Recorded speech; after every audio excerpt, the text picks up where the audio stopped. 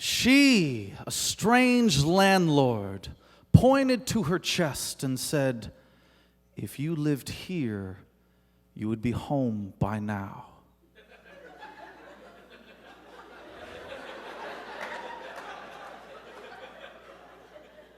I, the stranger with no deposit, pointed to my chest and said, "If you lived here, you would have to be very tiny."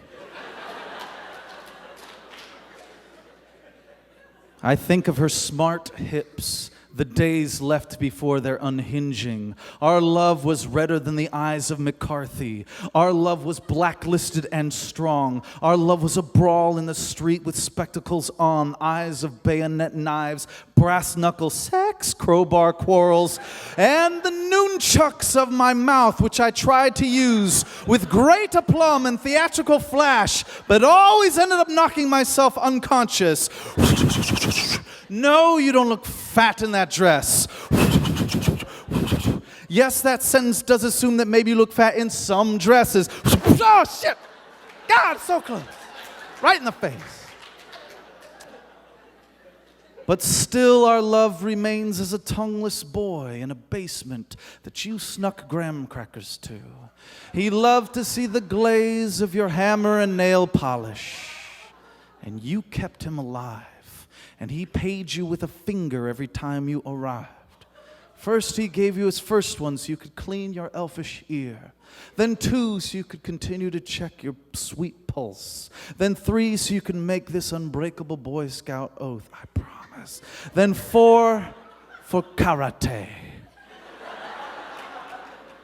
Then 5, so you could rest each one of his loose fingers in between yours like couples do when they stroll through shitty carnivals. You know that means you're in love if you hold hands like this. Okay.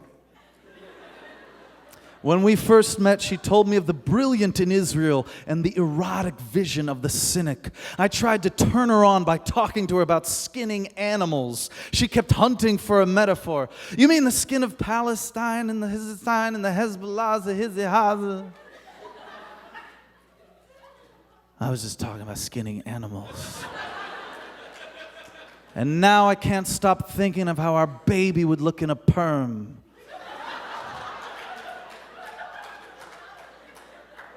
And then in comes the Tel Aviv of her mouth on my dirty neck, our mouths building a jangly red swamp they will call Weirdo Louisiana. This kiss spills her silent resume. She is the poster child for the Willy Wonka suicide camp. Her stomach is a summer full of black ice cream truck hijackings. Her eyes are highway fatalities you can't stop staring at. Her skin is rehab for sandpaper junkies.